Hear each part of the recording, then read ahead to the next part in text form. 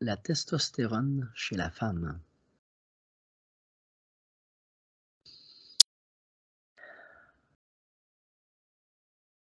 Je te laisse Alors, le temps d'observer. j'ai des images qui arrivent, je récupère des informations. Pour l'instant, je comprends pas trop bien ce que je suis en train de voir.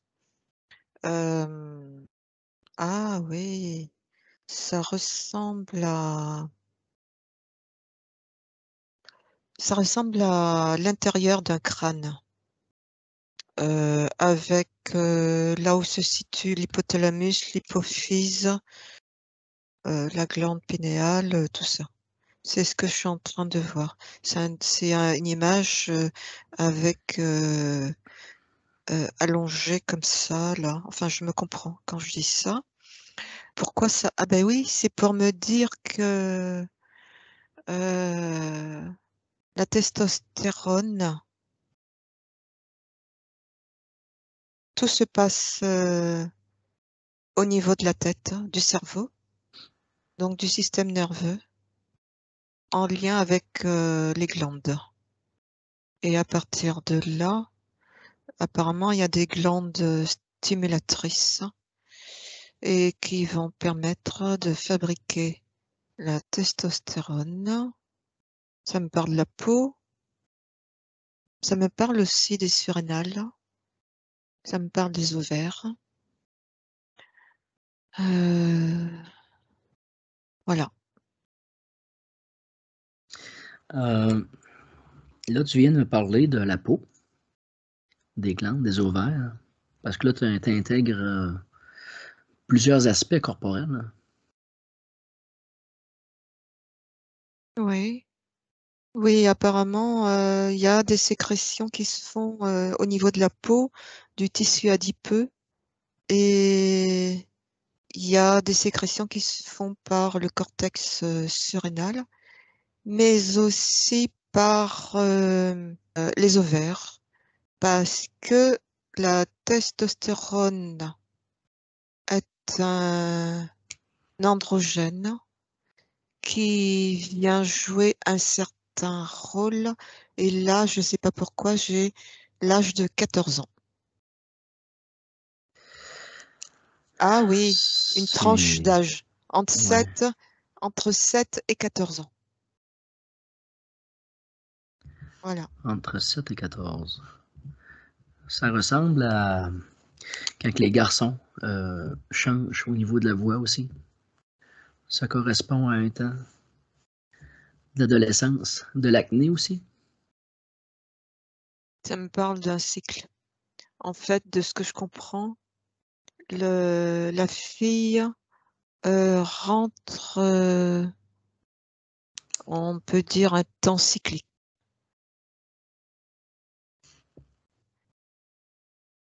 Et en fait, si elle ne fait pas attention, ce temps cyclique peut être perturbé.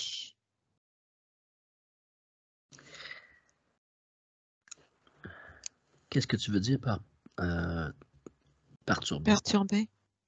Perturbé parce que, il y a un changement c'est comme s'il y avait un changement d'état.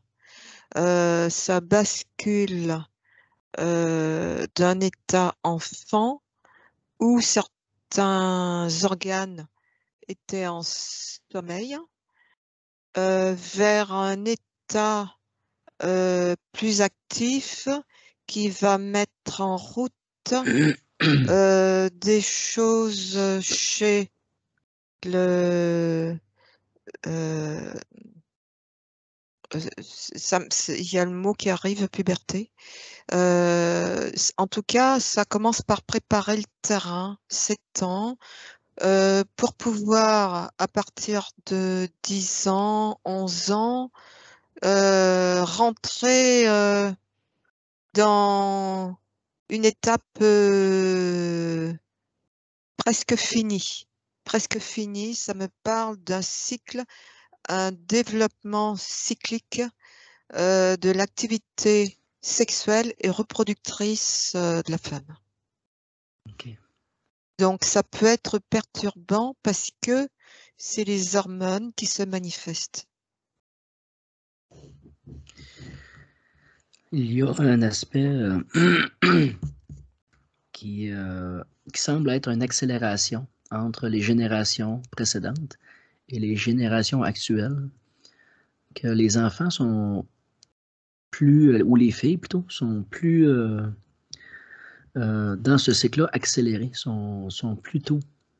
C'est moins rare de voir des filles de 10 ans rentrer dans leurs règles que dans un temps de 40 à 60 ans passés. Est-ce que tu observes un changement? Oui. En fait, ça me dit qu'il y a des causes à ça qui viennent de ce qu'on met dans la bouche. C'est des causes exogènes. Et ça me parle de nourriture. La nourriture qui est imbibée de... Alors, j'avais additifs alimentaires, perturbateurs endocriniens. Et donc ça contribue à dérégler l'organisme. Et si ça dérègle l'organisme, ça accélère aussi le processus de perturbation dont je parlais tout à l'heure, avec des angoisses qui vont être liées à un corps que la jeune fille découvre, alors que peut-être que il y a 30 ans ou 40 ans de ça, c'était moins évident. La jeune fille passe cette étape sans forcément être peut-être trop dans des angoisses. OK.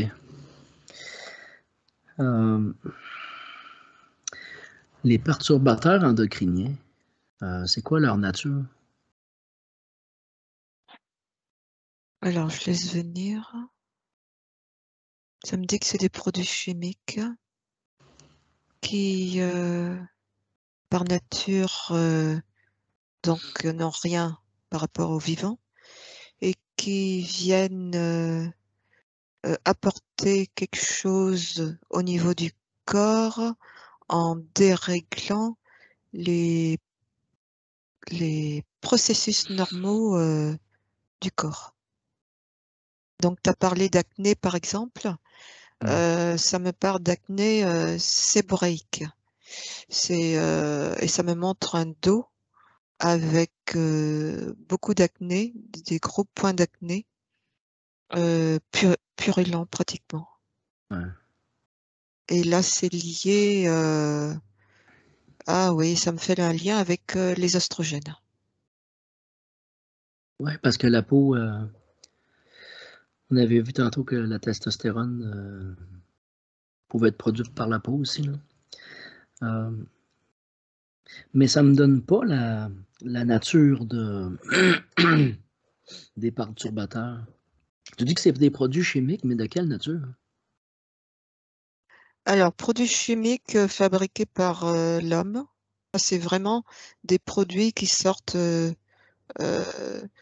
d'une boîte d'un savant, fabriqués en laboratoire et testés en laboratoire, mais en dehors des intérêts du corps. Okay. Et l'intérêt est lequel? C'est un intérêt pour les gros industriels. C'est un intérêt pour... ça me parle de machines à sous. Ah. Donc, et ça me dit en même temps que l'argent et l'intérêt humain ne se mélangent pas. Est-ce qu'il y a un effet addictif à ces perturbateurs endocriniens-là qui Alors, susciterait, ouais. ces perturbateurs en question, endocriniens, euh, ce ne sont pas des additifs qui sont là pour venir stimuler peut-être du goût, ou comme les exhausteurs de goût. C'est plus, par exemple, ça me parle des androgènes, des anabolisants qui sont euh, injectés aux animaux d'élevage et qui se retrouvent donc dans notre alimentation, dans nos assiettes. OK. Donc, Oh. c'est des anabolisants. Et en parlant d'anabolisant, ben, la testostérone elle-même, c'est un anabolisant, mais qui est fabriqué par l'humain lui-même. Donc, rien à voir avec ces anabolisants chimiques. Et en parlant de ça, ça me parle aussi des, comment on appelle ça, des contraceptifs qui sont pris par les femmes pour bloquer une grossesse. Euh, et ce sont aussi des perturbateurs endocriniens. Mais ici, par rapport à ta question initiale, c'est que euh, on voit que les filles sont beaucoup plus précoces. Alors que quand elles prennent, par exemple, des, des contraceptifs, elles vont le prendre un peu plus tard. Mais là, ta question était pourquoi les filles sont un peu plus précoces dans leur puberté. Et on parlait de ces Oui, oui, oui. Perturbateur perturbateurs endocrinien. endocriniens qui se retrouvent, ça c'était un exemple, et là, ça vient de me montrer un biberon avec j'ai eu le mot, j'ai la fin, phénol, j'ai pas ce qu'il y a avant. Euh, donc, en fait, en réalité, ça commence déjà très tôt, cette impulsion d'hormones, d'anabolisants, de perturbateurs endocriniens chez les bébés, puisqu'on voit que les biberons eux-mêmes sont constitués de substances qui sont des perturbateurs endocriniens.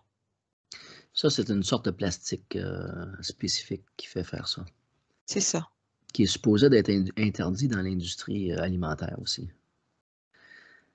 Euh, il y a quelque chose que j'aimerais revenir, c'est que c'est un peu comme si tu me dirais que pour le profit, l'industrie accélère la prise de poids, la prise de fertilité des animaux pour qu'ils croissent plus vite et qu'ils soient assimilables ou emmenés à la table plus rapidement, ce qui amène aussi un dérèglement à celui qui le consomme. Tout à fait.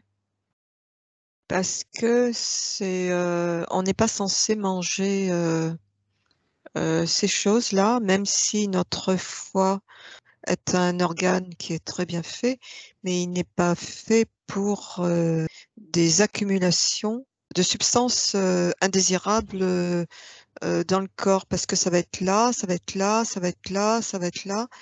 Donc, ça finit par dérégler le fonctionnement normal des organes. Et comme OK. les organes ont une interaction entre eux, comme par exemple le foie a une interaction avec la thyroïde, et si le foie a du mal à détoxifier certaines substances parce qu'il y a une accumulation de plus en plus grande qui se fait par le biais de la nourriture, eh bien la thyroïde va être aussi perturbée. Et donc ça peut créer aussi, euh, ça me parle d'hypothyroïdie, qui lui va aller bloquer certaines choses au niveau du cerveau, au niveau du système nerveux central, et il pourrait y avoir une influence sur les bouffées de chaleur, par exemple. Donc, on revient au départ avec ce que tu me disais du système nerveux central qui envoie vers les glandes les signaux pour déclencher la testostérone et ainsi de suite. Là, donc, c'est une roue, c'est un cercle vicieux là, qui s'enclenche quelque part. Là. Tout à fait. Tout à fait, parce que s'il y a un déséquilibre qui se met en place, la testostérone, elle est fabriquée par les ovaires, si on reste sur ce, cette partie-là des femmes. Euh, L'estrogène dans ça, pour la Eh bien, femme. Oui, eh bien, ça en Ouais. fait partie. Et ces ovaires fabriquent la testostérone, mais aussi les oestrogènes. Donc, un déséquilibre peut s'installer, peut se mettre aussi en place à ce niveau-là. Là, on regarde actuellement une tendance qui est déjà amorcée, qui est ce on va appeler les woke, les personnes qui sont non-genrées ou tout mélangées. Là. Est-ce qu'on est directement dans cette ligne de pensée-là, de façon conséquente à cette alimentation? Alors, ça me dit que ça fait partie du plan, mais qui avait démarré depuis longtemps. Ce plan est alimenté par des choses annexes du style polluer l'alimentation. On a vu avec les anabolisants au niveau des animaux, dont leur viande se retrouve dans nos assiettes. Eh bien, c'est un peu comme si on venait apporter un certain message à notre corps par rapport aux anabolisants. Avant d'aller plus loin, un petit détail. Est-ce qu'on est dans la nanoparticule? Que le foie ait de la difficulté à fonctionner par rapport à ça. Est-ce que c'est une question de grosseur ou de quantité? Alors, je laisse venir, j'ai pas compris la question, mais je laisse venir. C'est pas grave, je laisse venir Okay. ce qui arrive.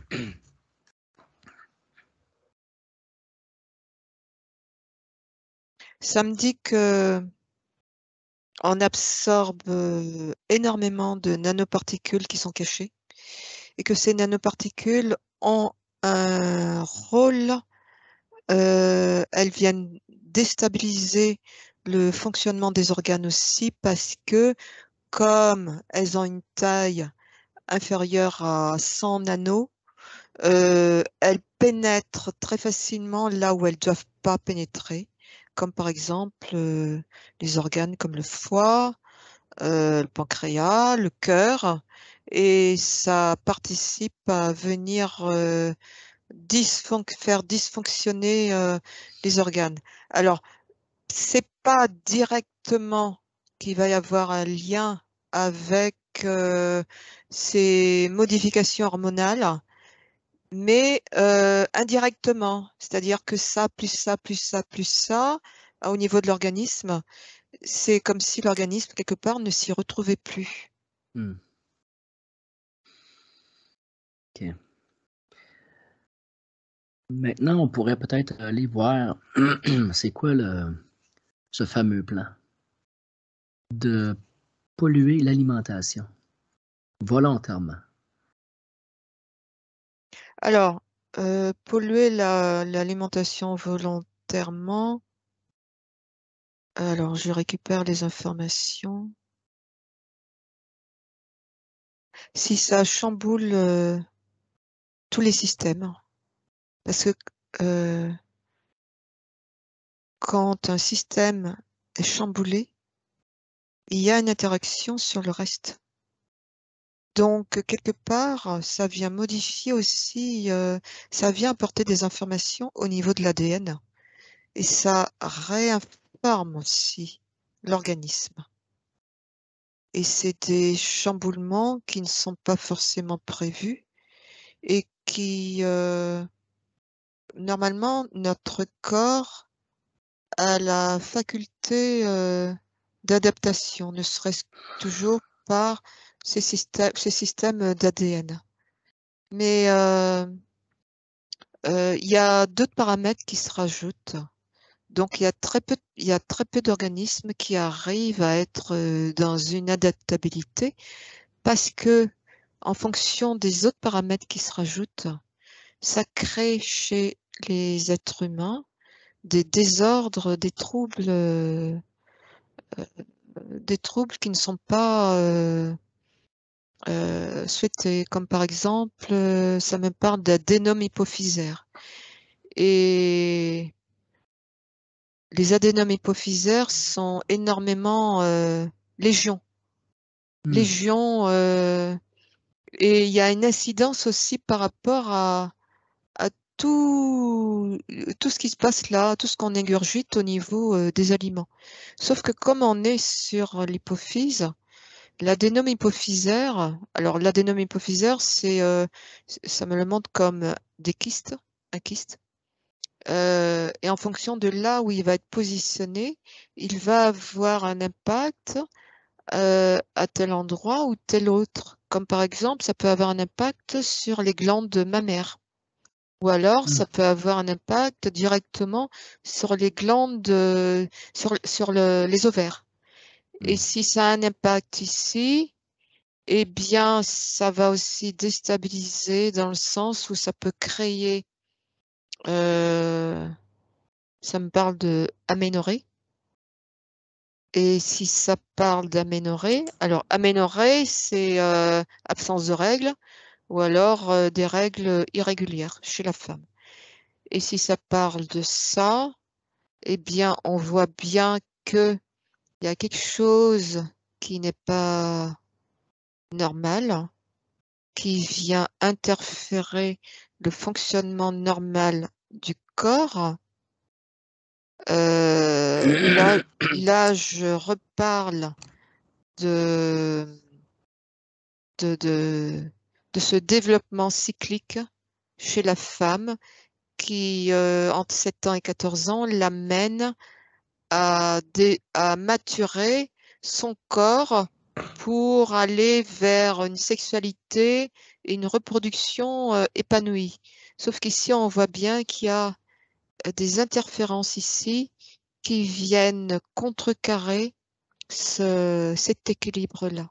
Ce qui fait qu'on retrouve, on va retrouver aussi beaucoup de filles qui ont des règles irrégulières, par exemple. Ou alors douloureuses. Est-ce qu'on peut parler d'une dynamique de castration sociale? Oui, on est vraiment dedans. Puisque en réalité, avec tout ce qu'on ingurgite, ça vient déstabiliser complètement l'organisme. Et en fait, la partie qui est touchée, c'est l'utérus, avec tous ses organes génitaux.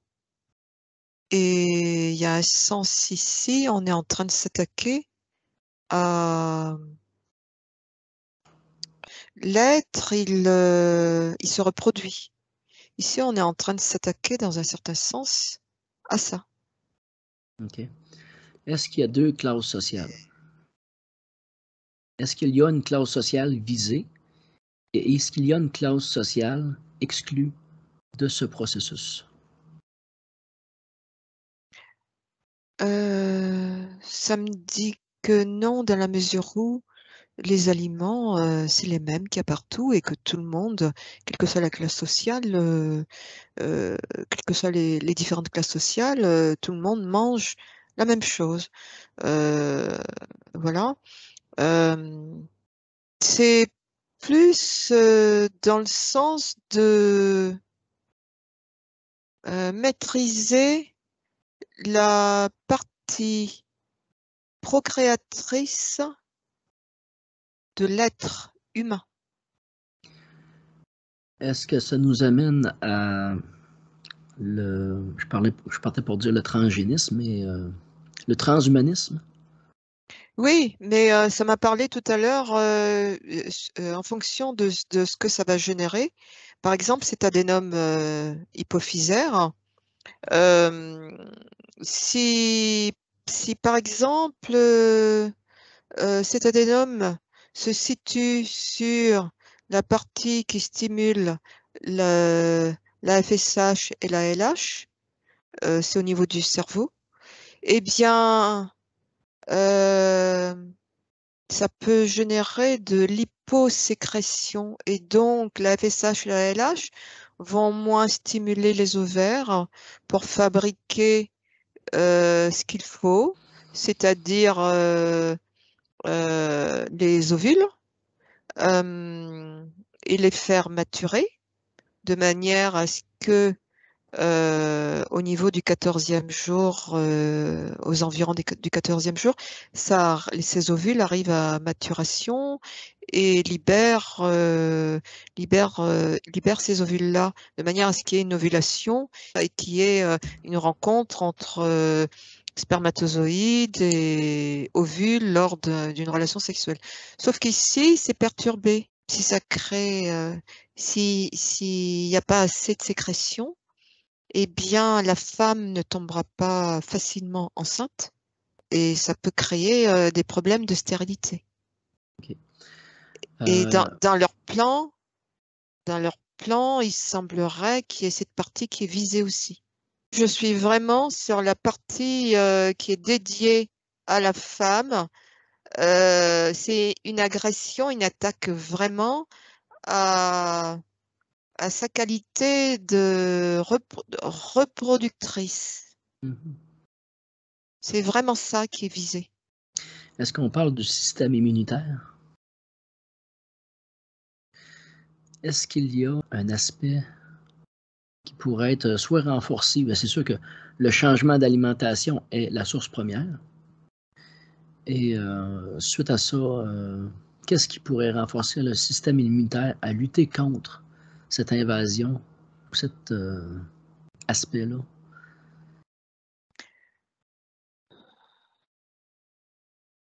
Alors, je vois comme un trou. En fait, c'est une partie sombre. C'est le système immunitaire que ça me montre, avec des parties mitées. Et ça me dit que le système immunitaire lui-même est à la peine. Mm. Et pourquoi il est à la peine? Parce que on lui en demande trop. On lui en demande trop parce que il y a d'autres désordres qui sont en amont. Quelqu'un qui va manger des produits chimiques, c'est un exemple. Mm. Et c'est en train de me dire que ces perturbateurs endocriniens, ils sont dans tout ce qu'on mange là. Et donc, il y a une difficulté qui se rajoute au niveau de la digestion. Et comme si c'était pour le corps des choses qui ne sont pas assimilables. Donc ici, on voit bien qu'il y a comment dire, le corps lui-même, il juge que ce qu'il avale n'est pas assimilable. Donc, s'il juge déjà que c'est pas assimilable, la digestion est compromise. Et si la digestion est compromise, ça veut dire que le système immunitaire, il va être il va être sollicité. Et le système lymphatique aussi, qui travaille avec le système immunitaire, lui aussi, il est sollicité puisqu'il va y avoir une accumulation de toxiques, en fait, qui n'arrivent pas à être gérés au niveau du corps. Donc, c'est un peu comme si le corps était submergé par des choses. Donc, le système immunitaire, il se trouve à la peine là.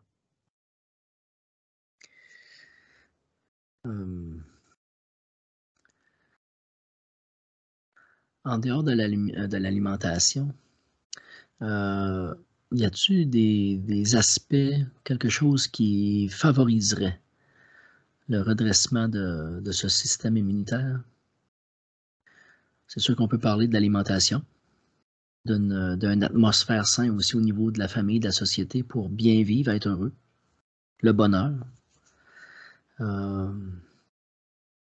Un coup tout ça atteint ou remis en équilibre, est-ce suffisant? En fait, c'est un long chemin de revenir vraiment en son centre. Revenir en son centre va permettre de comprendre, parce que il y a la prise de conscience et après l'application, de comprendre ce qu'on fait quand on choisit tel aliment, de regarder ce qu'il y a dedans. On parlait de dentifrice tout à l'heure. Ça commence déjà par des prises, ce type de prise de conscience, c'est-à-dire regarder les substances chimiques qui composent ces dentifrices qu'on nous propose. Et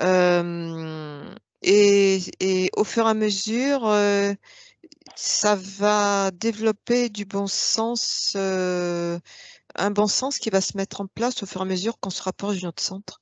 C'est-à-dire qu'on va commencer par se poser des questions sur telle alimentation. C'est vraiment un cheminement intérieur à chacun qui va lui permettre de renouer aussi avec lui, avec la nature.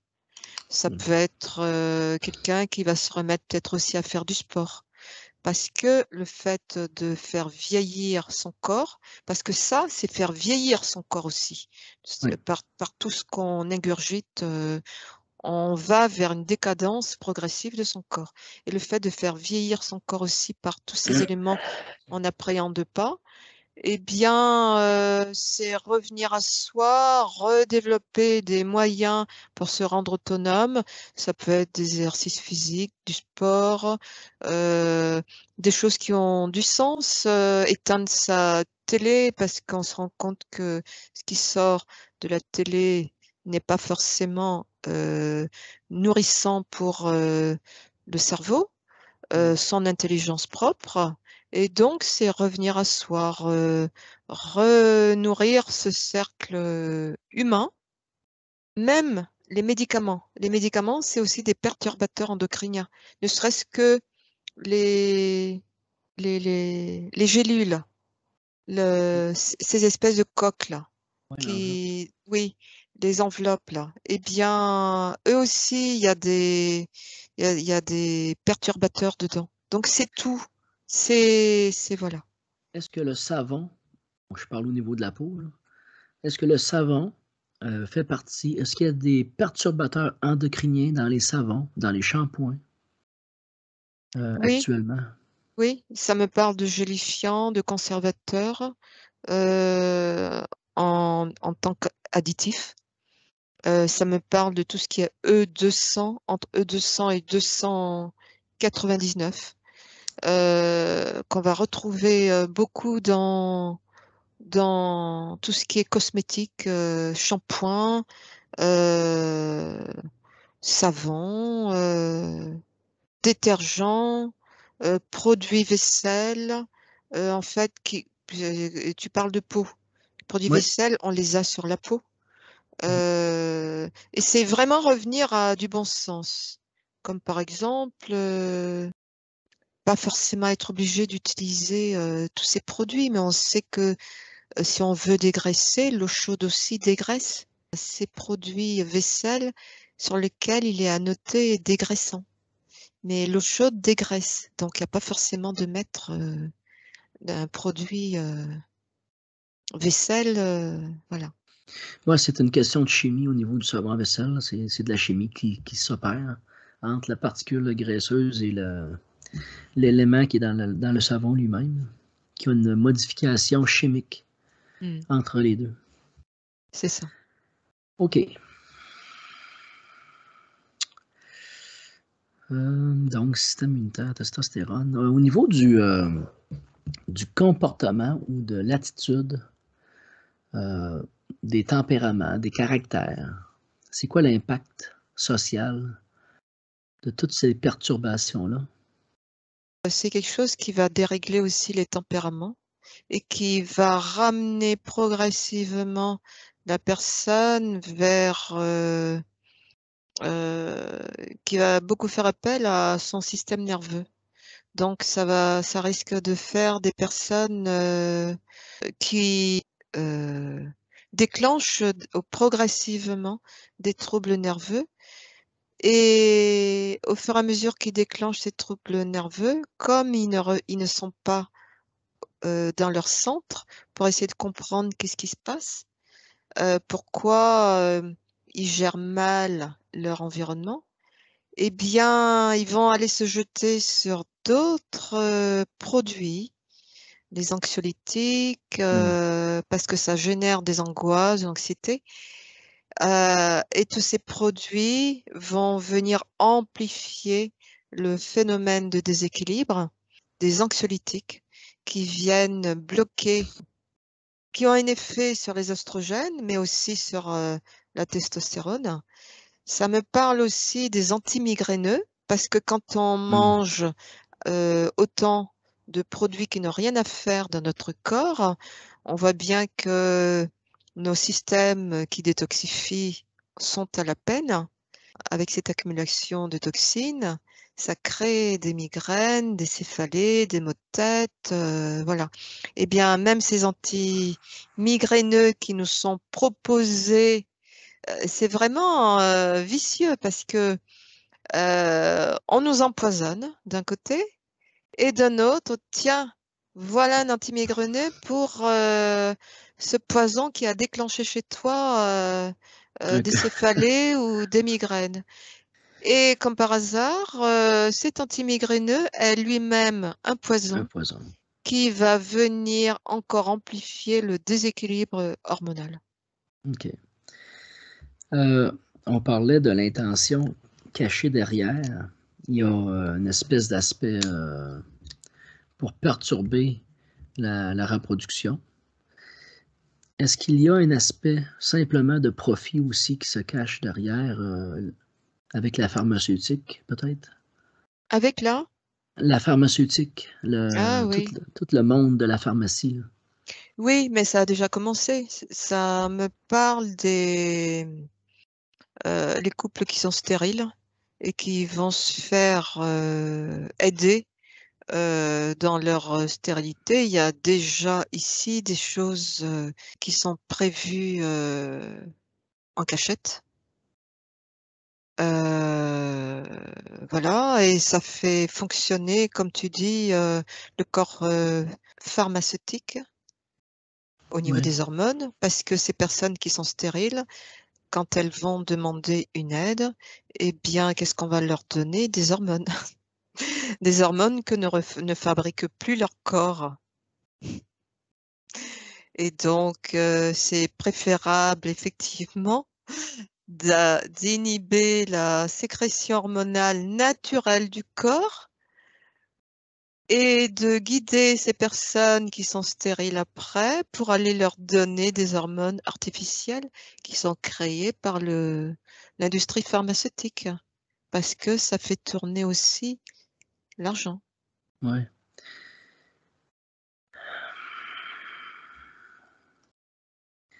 Est-ce qu'il y a un aspect à ce niveau-là de distinction sociale? Parce qu'après rendu là, c'est un peu comme si on dirait que ceux qui vont être dans une posture à se reproduire, si on peut dire, c'est parce qu'ils ont de l'argent.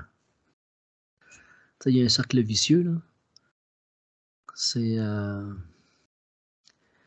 Alors, oui, c'est possible aussi que ces personnes aient un peu plus accès à des méthodes, parce il y a une sélection au niveau du corps médical, qui vont avoir un peu plus accès à d'autres choses.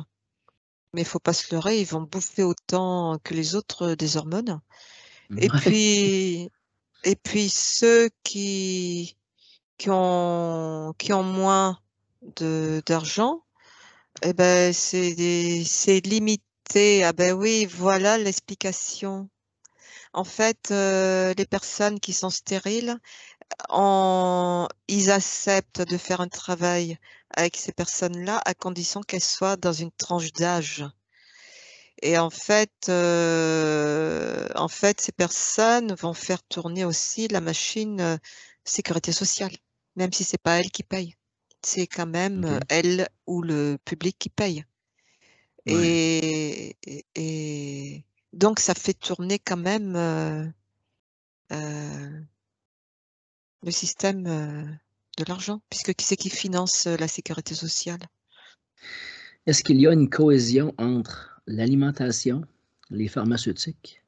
Est-ce que c'est un plan global de leur volonté?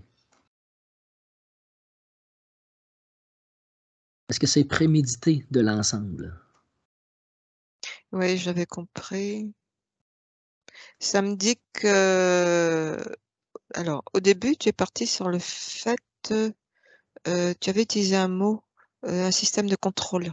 Cette industrie pharmaceutique ou tous ces laboratoires, ils savent pas ce qu'ils font, ils savent pas réellement ce qui est derrière. Ils savent pas qu'ils sont contrôlés, qu'ils sont manipulés dans ce OK. qu'ils font. Et ils sont manipulés dans leurs pensées, leurs idées. Ces personnes-là sont déjà contrôlées par le système. Et OK. donc, par ces pensées, elles font en réalité ce qui leur est demandé. D'où indi- vient ce d'où vient cette intelligence? D'où vient cette intelligence? Est-ce qu'elle est humaine ou au-dessus de cette humanité? Comme ça vient de l'astral, c'est quelque chose qui est mis en place au niveau de l'astral. Il y a un lien avec un système archontique. Il faut, c'est un peu, ça me montre comme une espèce de pyramide là. À la tête, il y a des archontes qui dirigent. Et donc, Ouais. plus ça se met en place, plus ils profitent aussi. Donc, le profit, il est aussi là. Le profit est toujours là et c'est un système archontique. Il faut comment dire, pressuriser de manière à ce que l'humain, dans peut-être une dizaine ou une trentaine d'années, on va dire dans 100 ans, n'a plus rien à voir avec l'humain. Ouais, ouais, ouais. Voilà. Mais le but, c'est toujours de lui enlever ses capacités. Mais ça, c'est des décisions toujours archontiques. À partir de là, ils utilisent différents moyens pour mettre ça en place, comme l'intelligence artificielle. Qui est, de nature archontique. Qui est de nature archontique. Mmh. Donc l'intelligence artificielle s'immisce partout, même dans les Ouais, organes, même dans ouais. le corps humain, puisqu'on voit bien que tout ce qui est transplantation d'organes, c'est toujours, il y a toujours un accompagnement avec de l'intelligence artificielle. Quand on vous pose, on dit des stents au niveau du cœur là. OK. C'est l'intelligence artificielle. Voilà, tout ce qu'ils mettent dans le corps en remplacement d'autres choses, on bousille un organe pour pouvoir le remplacer par autre chose qui s'appelle l'intelligence artificielle. C'est ça Qui est, l'intelligence. qui est pas influencé par l'aspect émotionnel, ou moins. C'est retirer l'aspect émotionnel, du Même les corps. implants, ça, parce que c'est en train de me montrer des yeux, même les implants dans l'œil, c'est toujours l'intelligence artificielle. OK. Donc effectivement, quand tu parles d'émotion, l'intelligence artificielle est toujours derrière, puisque tout ça est bien concocté, macéré dans une espèce de toile qu'on va nommer une matrice artificielle, où chaque individu est connecté à quelque chose, voilà, ou qui va lui permettre de recevoir des pensées en fonction de ce qu'il est, de ce qui vibre. Quand je dis ce qu'il est, pas ce qu'il est réellement, ce qu'il est par rapport à son ego. OK. Voilà, Ouais. Ouais, c'est la façade qui s'est construite. c'est ça.